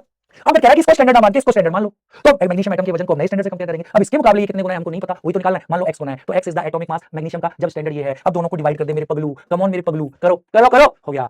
Wait of one magnesium atom, weight of one magnesium atom same ही होगा, कट गया। अरे हाँ, weight of one carbon atom, weight of one carbon atom same होगा, कट गया। ओह यस सर जी सही कह रहे हो। अरे देखना पलटी मार जाता है ना। हाँ carbon, wait of one carbon atom, weight of, तो बेटा क्या बच गया आप देख 24/x, दोनों तरफ डिवाइड कर दिया दोनों इक्वेशंस को। अब ये था 1/1/12, 12 पलटी मार के ऊपर आ गया। यहाँ 1/1/18, 18 पलटी मार के ऊपर आ गया। ओ सर जी यस सर जी सही कह रहे हो सर, ओ बहुत बढ़िया बहुत बढ़िया। तो करो 6 दूनी 12, 6 तिया 18, 12 दूनी 24 और ये x हो गया 12 3 36। सर जी मजा आ गया सर मजा आ गया। अगर मेरे बेटा एटॉमिक मास कैसे निकलते हैं अगर ये मैंने नहीं बताया होता तो मेरे बच्चों देख 63% बच्चों ने सही किया, बोल बाकी बट सबको आ गया ना। अब बेटा एटॉमिक मास कैसे निकलते हैं, अगर स्टैंडर्ड चेंज करेंगे तो नया रिलेटिव एटॉमिक मास निकाल दोगे ना, निकाल दोगे तो फटाक से यहाँ पे चैट सेक्शन में आग लगा दो मेरे बेटा। ऐसा क्वेश्चन कभी भी आए जेईई मेन में आया हुआ ऐसा क्वेश्चन है, आज की बात कर दोगे ना, क्योंकि आपको पता लगा एटॉमिक मास कैसे निकालते हैं। किसी भी एटम का वजन निकालना है तो उसके एक एटम के वजन को स्टैंडर्ड के वजन से कंपेयर करो। आपको जो एटॉमिक मास याद कराए गए हैं वो इसके रेस्पेक्ट में याद कराए गए हैं। अगर नया स्टैंडर्ड है तो बेटा उस नए स्टैंडर्ड से कंपेयर करना, और मान लो x गुना है, डिवाइड करके निकाल लोगे, अब निकाल लोगे, शाबाश मेरे शेरो, एटॉमिक मास आ गया सबको निकालना, कोई दिक्कत नहीं। चल एक क्वेश्चन और दूं, एक क्वेश्चन और दूं, बोलो करोगे मेरे नन्हे मुन्नो। अब 100% बच्चों का सही होना चाहिए, मैंने नहीं कराना मेरे बच्चे ने कराना, 100% बच्चों का सही चाहिए मेरे बेटा मेरे को, ठीक है बहुत बढ़िया। अब सब लोग दिल थाम के बैठना प्लीज, इसको गलत नहीं करना। मैंने बोला इफ 1/36 इनटू, अब 100% का सही चाहिए मेरा हर बच्चा एक पच्चा जिसने कुछ बेसिक पढ़ाओ ना पढ़ाओ वो बेटा अल्टीमेट लेवल तक के क्वेश्चन, एडवांस लेवल तक के क्वेश्चन सॉल्व करेगा, ठीक है। इसलिए मैं खूब प्रैक्टिस कराऊंगा, बार-बार कराऊंगा जब तक 100% परफेक्शन नहीं आएगी, ठीक है ना। हां, if 1/36 into weight of one carbon atom is taken as standard, come on इसको सही करना आप, इज टेकन एज स्टैंडर्ड, हां instead of 1/12 into weight of one carbon atom, okay, तो कह रहा है then relative atomic mass of oxygen would be, मैंने नहीं कराना मेरे बच्चे ने कराना, come on ए ऑक्सीजन का तो एटॉमिक मास 16 ही रहेगा, अजी 32 हो जाएगा, अजी 48 हो जाएगा, अजी डी नन हो जाएगा, कम ऑन। अब ये किसी का गलत नहीं होना चाहिए, 100% बच्चों का मुझे सही चाहिए, कम ऑन, कोई अब गलत मत कर देना, 100% बच्चों का सही चाहिए मुझे। एक एक बच्चे को सब कुछ सिखा देंगे। देख आज आपने देखा मेरे बेटा, हमने थ्योरी भी करी, तो डाल्टन एटॉमिक थ्योरी के सारे क्वेश्चन फोड़ दे रहे हो आप। मैंने जितने भी थ्योरेटिकल पॉइंट बताए उनके थ्योरेटिकल क्वेश्चन कैसे सोच के सही आंसर किया आप लोगों ने, है ना। फिर न्यूमेरिकल भी हम देख रहे हैं, अगर हमने कांसेप्ट समझ लिया है, रटने की जरूरत नहीं है, तो मेरे बेटा न्यूमेरिकल भी बहुत आसानी से फोड़ोगे। आज हमने बिल्कुल बेसिक से शुरू किया है, ये मानते हुए कि आपको कुछ नहीं आता। अभी तो रुको अजी, ये पढ़ाई जो है ना ये मीठा नशा है, धीरे धीरे धीरे चढ़ेगा। मैं बता रहा हूँ हफ्ते 10 दिन बाद आपको नींद नहीं आएगी जब तक तुम केमिस्ट्री के क्वेश्चन सॉल्व करके नहीं बैठोगे, नहीं सोओगे, तुम्हें नींद आनी बंद हो जाएगी। यस हमें केमिस्ट्री परफेक्टली समझ में आती है, मैं 100% के क्वेश्चन सॉल्व करके और उससे सॉल्व होंगे सारे। जिन क्वेश्चनों में मेरे बेटा पहले अटकते थे, बिल्कुल डर निकाल दो अपने दिल से, तुम करोगे, अब हम करेंगे, मिलकर करेंगे, बस लगा रही हो मेरे बेटा, ठीक है। तो इसका आंसर मेरे बच्चों ने कर लिया होगा। चलो तो देखते हैं क्या आंसर है। तो सुनो अब सब लोग बहुत ध्यान से देखना भाई, मुझे पता है ये ऑक्सीजन का पूछ रहा है, ऑक्सीजन का कैसे निकालते हैं एटॉमिक मास, ऑक्सीजन के एक एटम के वजन को स्टैंडर्ड से कंपेयर करते हैं। Normally weight of one oxygen atom को कंपेयर करेंगे स्टैंडर्ड के वजन से। नॉर्मली स्टैंडर्ड क्या होता है 1/12 into wait of one carbon atom. मुझे नॉर्मली ऑक्सीजन का एटॉमिक मास कितना याद कराया गया है 16, तो मुझे जो भी याद कराया गया इसके रिस्पेक्ट में, मतलब एक ऑक्सीजन एटम का वजन इसके मुकाबले 16 गुना आता होगा, तो ये तो हो गया 16। ये तो हमें पता है, ये तो हमें पता है, बट अभी कह रहा है स्टैंडर्ड ये नहीं है, स्टैंडर्ड ये है, तो अब ऑक्सीजन का एटॉमिक मास इसके मुकाबले निकालना है, तो अब ऑक्सीजन के एक एटम के वजन को अब नए स्टैंडर्ड से कंपेयर करो, करो ना, क्यों नहीं कर रहे हो, ठीक है sir. 1/12 into wait of one carbon atom, बहुत बढ़िया। अब इसके मुकाबले नया स्टैंडर्ड भाई, नया स्टैंडर्ड, हाँ नया स्टैंडर्ड 1/36। अब इसके मुकाबले ये कितने गुना है हमको पता नहीं है, क्योंकि हमें तो याद कराए गए एटॉमिक मास इसके रिलेशन में। अब इसके मुकाबले जब ये नया स्टैंडर्ड है तो इससे कंपेयर करेंगे, इसके मुकाबले एक ऑक्सीजन एटम का वजन कितने गुना है हमको नहीं पता। मान लिया x, कर दो विभाजित, करो ना विभाजित, क्यों नहीं कर रहे हो आप विभाजित, दोनों को कर दो, शाबाश। एक ऑक्सीजन एटम का वजन सेम होगा, कट गया।